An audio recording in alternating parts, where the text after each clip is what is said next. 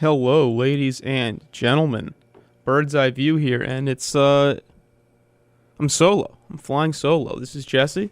Mike is on. He's doing some paternity leave, and we were going to have a special guest, but unfortunately they had to call out sick this morning. So I'm riding solo here on WTBR, WSBR.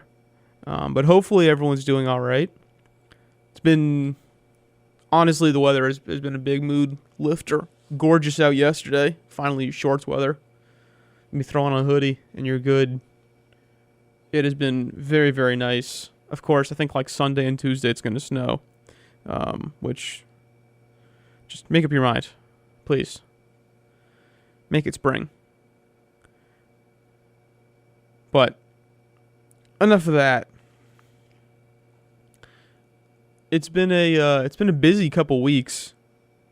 It's funny. This is not really so much to discuss, and I'm solo for it, but that's okay. That's okay. We got some stuff to talk about. This past weekend, we had the basketball state championships that officially ended the winter high school season, and once again, Berkshire County brought back a state title, third year in a row now that a Berkshire team has won in Lowell. Second year in a row, that was Hoosick Valley, the girls basketball team, which it's kind of incredible. It's not kind of, it is incredible. They are the new Lee. Arguably, they've already been Lee, but I think this kind of just solidified it in my mind. You know, if you can remember the 90s and the dynasty that was Lee Girls Hoops and how they just controlled Division III in Massachusetts, how they could have gone toe-to-toe with some of the D2, D1 teams. And, you know, they got a three-peat, 89, 90, 91. Then, Lennox won in 92. Then Lee won again in 93. Coach Thompsonella won 6 state titles in 20 years, 15 Western Mass championships. Which is insane, by the way. 15 Western Mass titles in 20 years. And he basically won a state title every 3 years. And now Hoosick is doing the same thing, basically. I mean, 2 years in a row, they're back-to-back in the statewide format, right? It's not like they were playing Western Mass teams who they knew. They had to play a whole variety of teams across the state, and they still won twice in a row. And, they won in 2019, they won a state title. So in 7 years, they have 3 state championships, a share of a state championship, and a runner-up finish. And one of those 7 years was COVID, so it doesn't really count. That's unreal. Essentially, in 6 seasons, they have 4 championships. That's incredible. And since 2013, when they won their first Western Mass championship, they've been to another, I want to say, 4 state title games. Like, this is incredible. This is a dynasty. This is why they are a dynasty. This is why they are the dynasty in Massachusetts basketball right now. And they haven't given up that crown. Since 2013, 11 Western Mass titles, 9 title games, 3 state championships indisputably, a share of another. It's like, Hoosick is the juggernaut. And if you watched that game, if you were there at that game on Sunday in Lowell at the Tsongas Center, it was Hoosick Valley beat Renaissance 64-57. And in a certain context, they didn't deserve to win because Renaissance's best player was Zion Wallace, and she was the best player on the court, and she was dominant. 20 points, 22 rebounds. And Hoosick was down 13 at halftime. They were down entering the fourth quarter. They were down well into the fourth quarter. But, maturity and not taking yourself out of the game is part of being great. And Renaissance took themselves out of the game. And that's part of it. That's part of it. You cannot self-combust, and they did. And if you want to beat a champion, you have to be perfect. You are not going to get any free rides. It's not going to be easy. And Renaissance was not perfect, and Huzik made them pay. If you were there or you watched it, you might know. But it was an ugly game a little bit, because you had 6 technical fouls. You had 4 ejections. You had another 2 players foul out. There was pushing and shoving. We had some stomps. We had a punch thrown. Just all kinds of craziness. And at a certain point, it was Zion Wallace and basically 4 JV players for Renaissance. And Zion Wallace was almost good enough to beat Huzik single-handedly. But Huzik did well enough to make it close. And then when Wallace got her 5th foul, that's when Huzik took over and won the game and went back-to-back. And, it wasn't the cleanest win, but a win's a win. And when you're in the state title game, you have to be perfect. And Renaissance was not perfect. And that's kind of the issue. You have to keep your emotions in check. That's part of winning. Making shots is a big part of it. Playing defense is a big part of it. But you talk to any coach in any sport at any level, and they're going to say one of the biggest keys to winning is not beating yourself. What did Bill Belichick say for 20 years in New England, right? The other team's going to beat themselves and we're not. Right? Dumb penalties, emotions in check, all that kind of stuff. Well, Huzik definitely let its emotions get the better of it at times, but they held in check. They held themselves in check, and Renaissance didn't. And Huzik is back-to-back title winner. And that is it caps an unbelievable career for Emma Meswar and Ashlyn Lejour and Marion Capiello, who, by the way, Marion Capiello was playing on one ACL, and she came in and gave them some good defense, some good minutes, which is wild to say. But, those 3 in their 4 years on varsity have a record of 94-19. Unreal.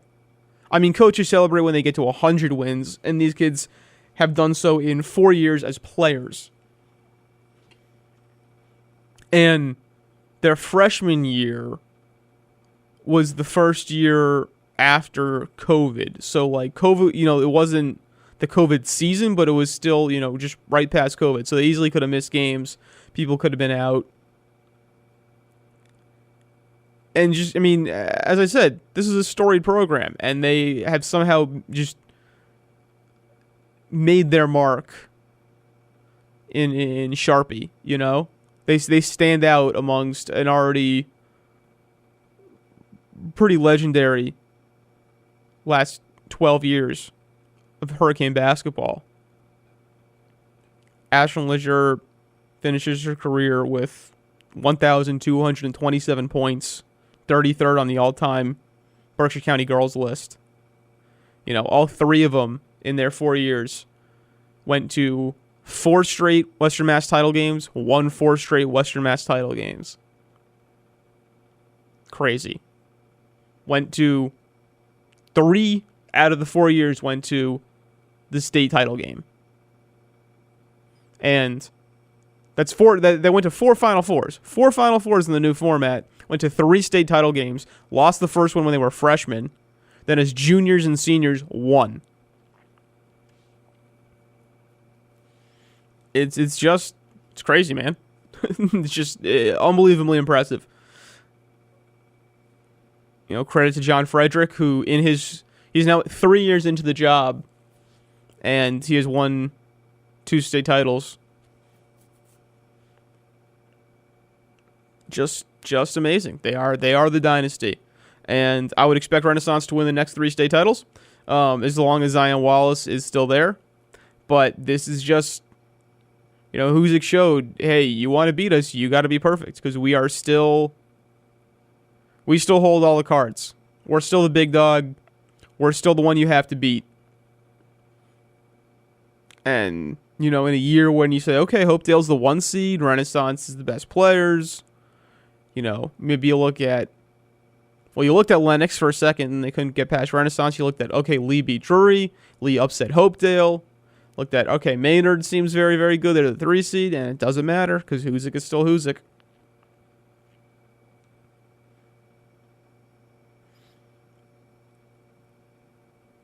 You should give it credit, too, because some of their younger players, Reagan Shea, kind of had a breakout game, I think. 15 points. Was instrumental to them making the comeback. Hit 3 3-pointers. Think she'll be a very good player for them. 3-and-D player, shooter. Genevieve Jess, Sophia Wilson. Really nice job as kind of the next generation of Hoosick bigs.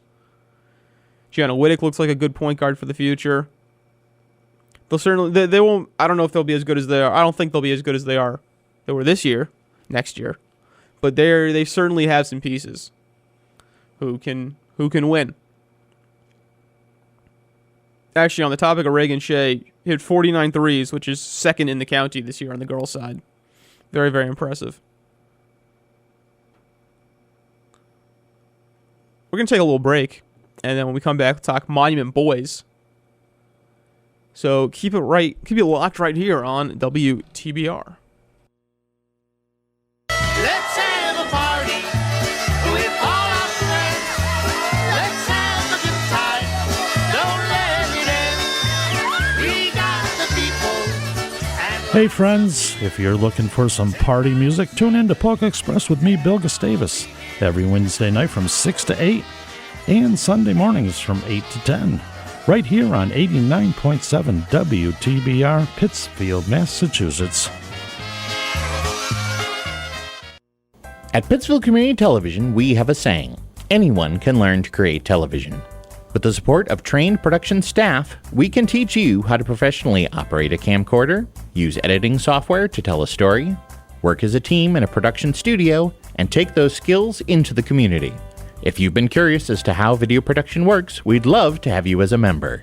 Visit us online at pittsfieldtv.org or call us at 445-4234 for more information. Welcome back here, Bird's Eye View. Jesse, we're flying solo. Just kind of got to break up the high school sports real quick to just say, because I'm kind of blown away. So Bill Chisholm, he bought the Celtics. Because for those who don't know, for those who do know, the Celtics were put on the market after they won the NBA Finals last year. And William Chisholm, I think? Chisholm? He's the managing director of Symphony Technology Group. He apparently grew up on the North Shore, lifelong Celtics fan. He bought them, and that's kind of news in and of itself, but apparently he bought them for $6.1 billion, the largest sale for a sports franchise in North America. That's from Shams Charania of ESPN. That's insane. That is craziness. I mean... Yeah, the Grousebeck, the Grousebecks, who owned the Celtics up until now, bought the Celtics for $360 million in 2002. Now they sold it for $6.1 billion. I mean, that's NFL money. That's insane.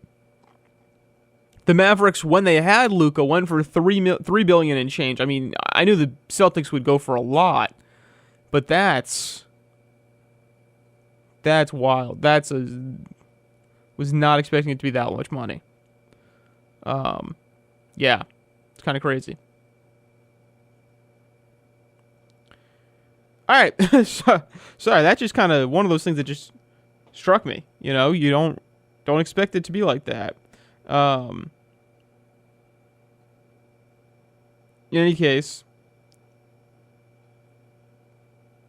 I guess back now to regularly scheduled high school hoops. Yeah, wow, that really just kind of stunned me. All right, in any case, Monument Mountain.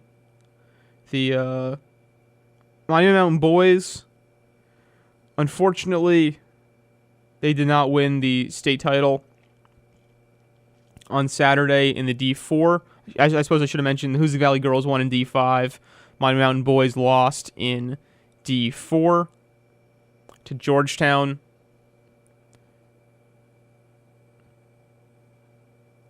They lost 61-54. And it's tough. It's tough because they played well enough to win.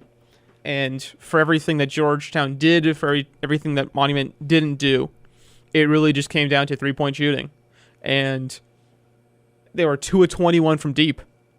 And frankly, I don't know if they ever shot that poorly. It was just kind of a wild, inexplicable just night where they could not hit the basket. And a lot of the balls were air balls.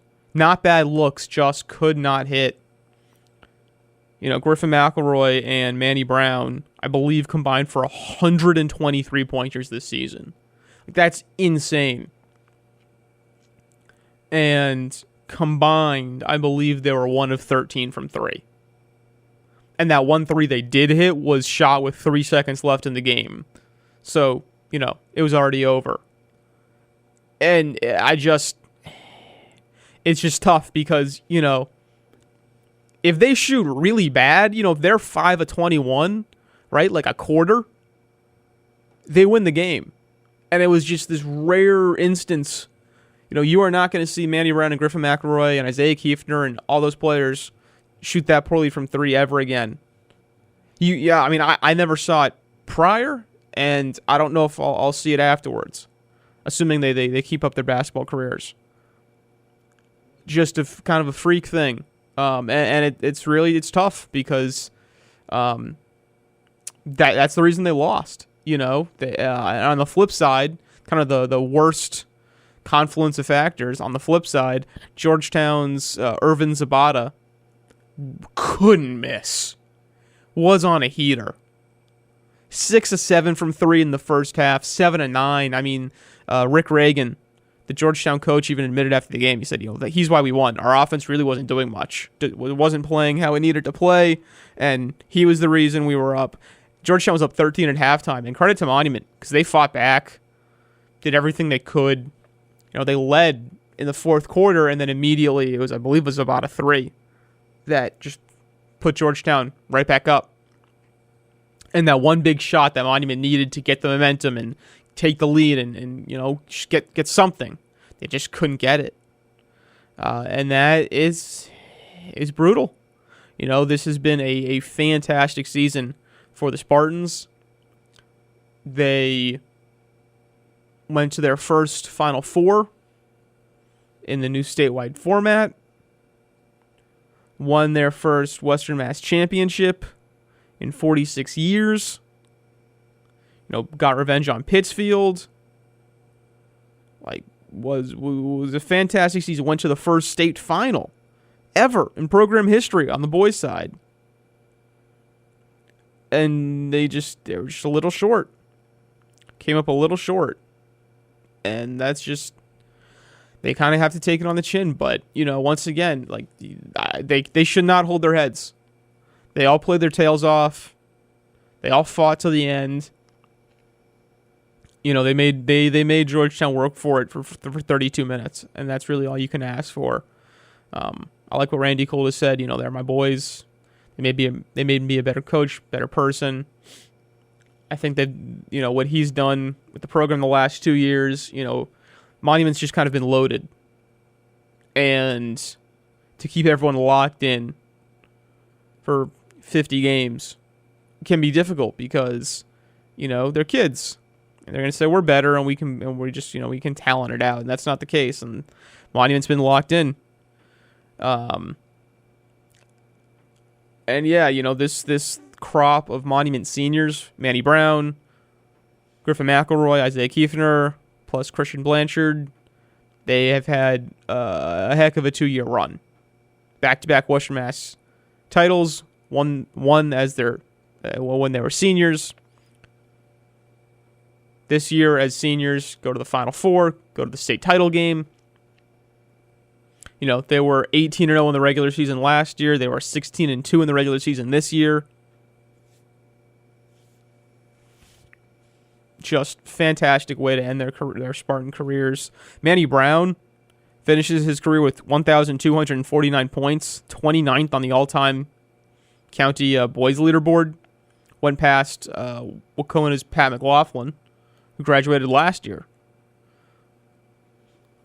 And, McLaughlin had an excellent senior season, excellent career, and Manny Brown scoots right ahead of him. Also, Manny, I think, had 650 points this year. Insane season. 650 points. Led the county he led the county in scoring, led the county in points per game by 5 points per game. 25 and a quarter points per game. Jorge Bond was second with 20.8. That's 5 points per game more. That's insane. And he had 67 three-pointers. Like, phenomenal season for him. And like I said, Griffin McElroy, 53 three-pointers. Just, this has been a kind of a dream 2-season stretch for the Spartans, and it sucks that it couldn't end with that kind of storybook ending, but they should not be disappointed in themselves whatsoever. This was a great year, a great season, and it's tough, but their heads should be held high. Great Barrington should be very proud of them. We'll see what they look like next year. You know, they graduate 4 of their 5 starters. So we'll see what they look like in 2025, but that's a future problem. But yeah, that's kind of basketball season. Later tonight, it's the Western Mass Senior All-Star Game at the Hall of Fame in Springfield. So, not sure if anyone's making the drive out for that.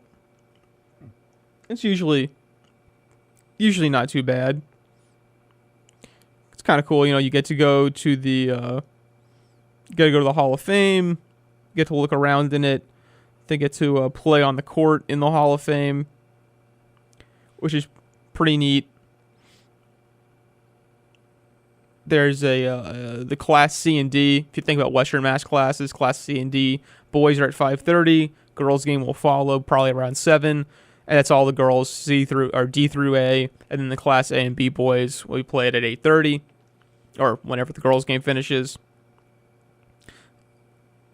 Had a fair few Berkshire County players make it. Ben Kelly from Lee, Mount Everett's Sean Warren, Drury's Sam Mormon, Drury's Jacinta Felix, Ashland Leisure and Emma from Hoosick, as mentioned earlier. Lennox's Jocelyn Fairfield, Pittsfield's Des Powell, Taconic's Jalen Walker, Taconic on the boys' side, Kyle McGrath and Cesar Santos, Monuments, Manny Brown and Isaiah Kiefner, Pittsfield's Kyle Cardoso, Wacona's Evan Alfonso. So, yeah, definitely some legit Berkshire Hoopers will be on the Court of Dreams tonight.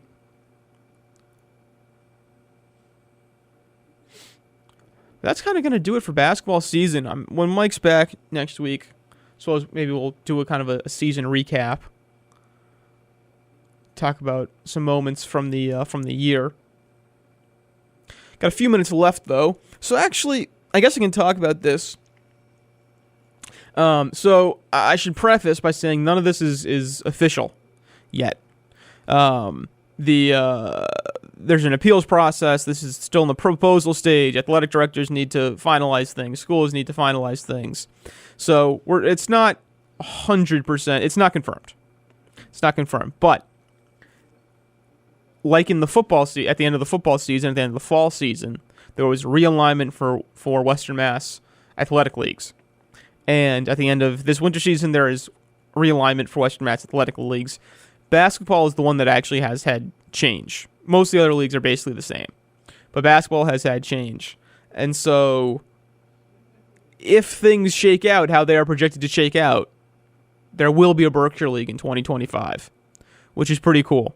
On the boys' side, Hoosick Valley, Drury, Wacona, Taconic, Pittsfield, and Monument will all be in a Berkshire League together, which I know for the old school fans here would be pretty awesome. I say old school, really like 6 years ago.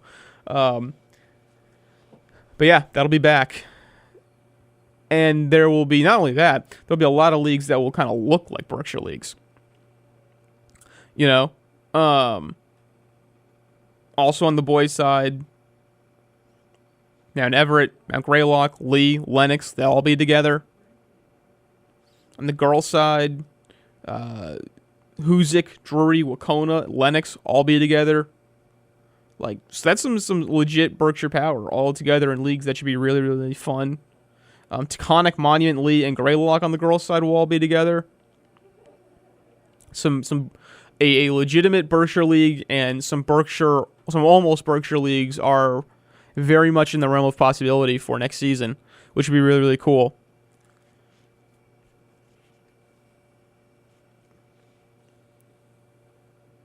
Although, I guess I should say, I would be remiss not to mention the Pittsfield girls, because they will not be in a quasi-Berkshire league. They will, however, be in the Valley League. This year they were in the Valley Wheel, which was the second best league in Western Mass. Next year they will be in the Valley League, which is the best league in Western Mass, and that will be a gauntlet. That will be insane, assuming things shake out. They will be with Springfield Central, Northampton, Minnechaug, South Hadley, and Longmeadow. Like, that's an unreal collection of talent. You know, South Hadley, Pittsfield fans should know, beat PHS in the Western Mass Finals last year, lost to PHS in the Western Mass Finals this year, went to back-to-back Division IV title games. Minnechaug gave PHS its only regular season loss this year. Legitimate D2 program. Northampton went to the D2 Final Four in 2024, went to the quarterfinals this year. Has been to, I think, 4 straight Class A title games. Every time they've lost to Springfield Central, which Springfield Central lost to Pittsfield this year, but that was the first time since 2020 that Central lost to another Western Mass team. Central, 4 straight Class A titles. Won the state championship in 2021. Lost it, I think, in 2022. Been to 2 straight Final Fours since. Like, this is a grueling league. So it'll be very interesting to see how PHS handles that, enjoys the step up in competition. You know, I imagine their power ranking will be great. Should also note some interesting points. So for one, the leagues will, no matter how they shake out, will only be for 2 years. So if teams dramatically overperform or underperform their new league, they can be moved after 2 years. So you're not locked in for as long. And also, there's no more crossover leagues, which in the old days, literally this past season, for instance, like Taconic was in the Suburban North, so there was a Suburban South. It played everyone in the Suburban North, its league, twice, and then everyone in the Suburban South, its crossover league, it played once. That's no longer the case. There's no more crossover leagues for anyone. So, for example, the Berkshire League has 6 teams. Taconic would play everyone in it twice, and then its other 8 games would just schedule independently, which would allow, I think, the Thunder to play some bigger schools, right? Because as much as you love playing Monument and Hoosick and Drury and Wacona, if they're going to play in the D3 in states, they need to face, a Minnechaug and a Chicopee Comp and an Agawam, and I think they'll be able to do that pretty easily. But that'll be interesting to see how all that kind of shakes out over the next month or two. My guess is probably by end of April, early May, we'll have confirmation on all these leagues. We have confirmation on the fall stuff. So there will be a Berkshire Volleyball League that's confirmed. It'll be Pittsfield, Taconic, Wacona, Mount Greylock, Lennox, and Lee all be together in the Berkshire League. Monument, Mountain, and Mount Everett Volleyball. They will be in the Metro League with a bunch of kind of Springfield area teams. So that's very cool. The Grieve League in girls soccer is basically a Berkshire League. So, yeah, a lot more Berkshire flavor in these leagues, which is kind of going to be fun. It's going to be fun. It should hopefully give a lot better environments for games. We'll see how it affects power ratings, but it should give a lot more oomph. A crowded gym on a Friday night is awesome. And if you can get a packed soccer field even on a Wednesday, like, that's really, really cool. It's great for the kids, great for the communities, great for the teams. But in any case, that's going to do it. Thank you for rocking with me solo. That's the end of winter season. Stay tuned until next Thursday.